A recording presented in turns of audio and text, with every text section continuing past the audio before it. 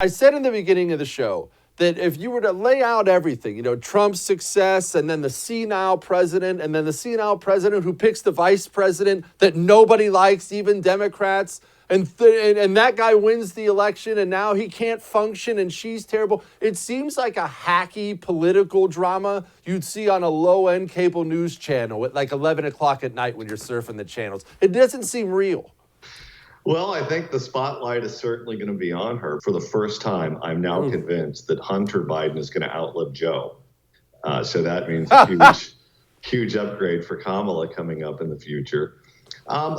Look, I think she's in a very, very, very strange place now because they are putting her in charge of the border, which is the biggest failure that the Biden administration has had on their watch so far. It's indicated in the polling. It's indicated in just, how dire the situation is down there. And she is going to be in over her head, and she's going to screw this up more than it's already screwed up.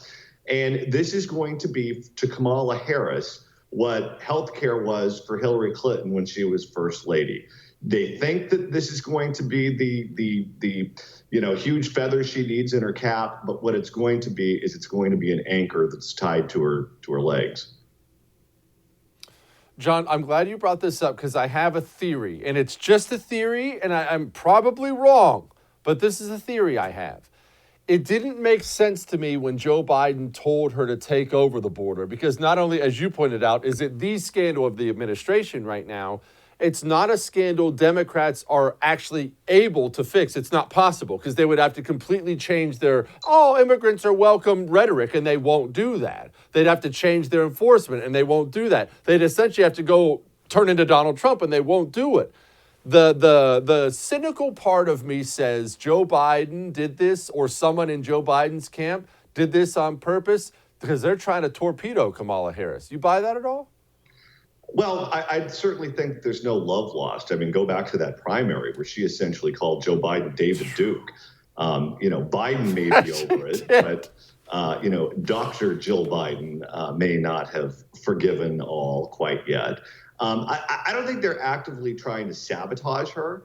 I just think that they think that she's smarter than she is. And they think that she comes from a border state. She comes from a place where, immigration has been fought not just on the federal level, but at the state and local level ever since she came up through the ranks. And they have this false belief that she has some kind of expertise on this and she'll be able to solve the problem. They have no plan, though. I mean, that's where this stems from. They believe in amnesty. They believe in open borders. But if you go down to Cabo for a vacation, they want you to have a COVID test showing that you're negative. They don't want you to, as a U.S. citizen, to be able to enter the country that you are a citizen of unless you can prove that you don't have it. Yet we have how many thousands of people showing up at the border who are testing positive for COVID-19? It cuts at every single one of their arguments on all of these other subjects. And I just don't see this being anything other than a career-ending disaster for her. Hey, thanks so much for watching The First on YouTube. If you liked what you saw, go ahead and like and subscribe. You heard me. Like it, subscribe. You'll get a lot more of it and a lot more of me. Thanks.